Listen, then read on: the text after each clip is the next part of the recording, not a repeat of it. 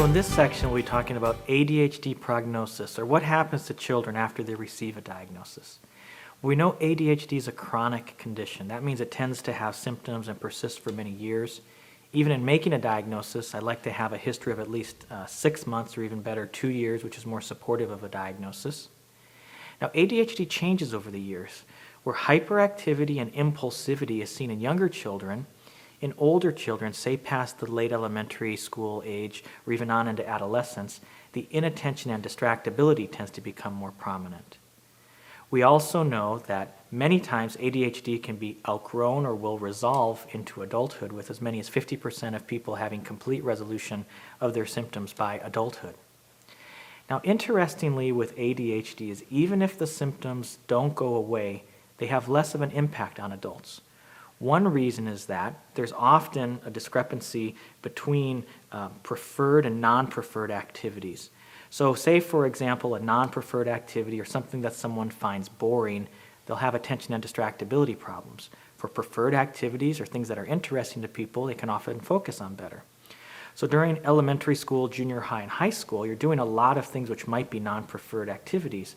Where as an adult, you can make important lifestyle choices such as careers and hobbies that more suit your needs. So for example, if a strength is something that is, say medicine or science, you choose a career within those fields. And even then, even within those fields, say medicine, for example, a person who has attention distractibility problems might be a little more suited towards becoming an emergency department doctor rather than, say, an anesthesiologist or radiologist. Maybe tending to be more something like a real estate agent rather than an accountant or engineer. And then same for hobbies. You might choose to read things that are more interesting to you maybe than, say, a European history book. So even if the symptoms don't completely resolve by adulthood, as adults, often lifestyle choices can make an important factor, be an important factor as to how your ADHD symptoms will affect your life. Now, we do know something about ADHD symptoms in people who are untreated, and this is something that's very well studied. If you think of the core ADHD symptoms, attention distractibility, hyperactivity, and impulsivity, in kids that can look like things like difficulty with homework, maybe being distracted and forgetful, maybe losing things. But as children get older, untreated ADHD can have more serious consequences. For example, car accidents. You can imagine a person who's inattentive and distractible as a young child might not have a lot of serious safety concerns. But if you're inattentive and distractible when you're in a car full of your friends and maybe just learning to drive, you're more likely to have accidents, which is something that's very well studied in adolescents and young adults with ADHD symptoms. In talking about impulsivity, this is where kids will understand the difference between right and wrong, what they should do, but yet in the heat of the moment make a wrong decision.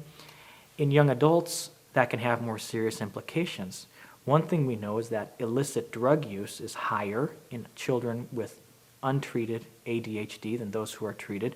A lot of it is due to impulsivity, where they might try something or do something that's out of their character out of impulsivity.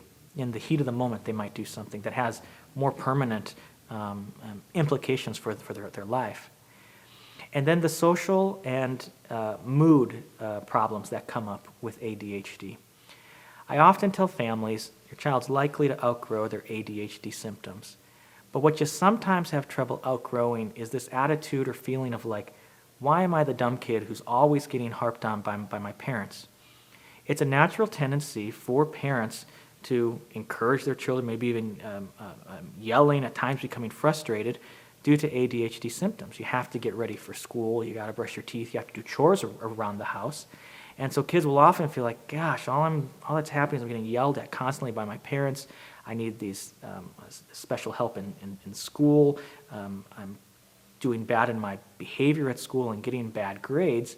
Sometimes that self-worth and confidence takes longer to go away than some of the ADHD symptoms.